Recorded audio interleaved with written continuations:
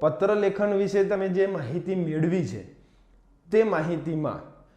કે પત્ર કેવી રીતે લખવો, પત્ર કોને લખવો, પત્ર કોણ કોને સંબોધીને લખી રહ્યું છે, પત્ર લેખનની એક પદ્ધતિ છે, તો એ જે પદ્ધતિ છે તે પણ અહીં આ પત્ર શબ્દના સંદર્ભમાં આવવાની જ છે. બરાબર. આપણે આ વિચારોને, આ ચર્ચાના સંદર્ભની વાતને આપણે સમજ્યા છીએ કે જાહેર જનતા વાતો કરી રહી હોય કોઈ વિષયને લઈને, કોઈ સમસ્યાને લઈને, તે વાતોના નિરાકરણના સંદર્ભમાં અથવા તેવી જ વાતોને કોઈ સમસ્યાને દૂર કરવાના સંદર્ભમાં જ્યાં મૂકવાની છે, જાહેર જનતાને જણાવવાની છે,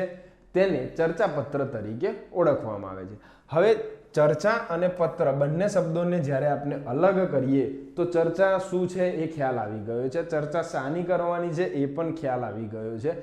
પરંતુ એ વર્તમાન પત્રમાં મોકલવાની છે. કારણ કે એ જે વાત છે તે લોકો સમજે, જાણે કે આપણા જે પ્રશ્નો છે, જાહેર જે સમસ્યાઓ છે, તે સમસ્યાઓની વાત આપણને જે કન્ફ્યુઝન કરી રહી છે કે કંઈક એવી વાતો છે જે ખ્યાલ નથી આવતી, સરકાર દ્વારા રજૂ થયેલી કે બીજા કોઈ દ્વારા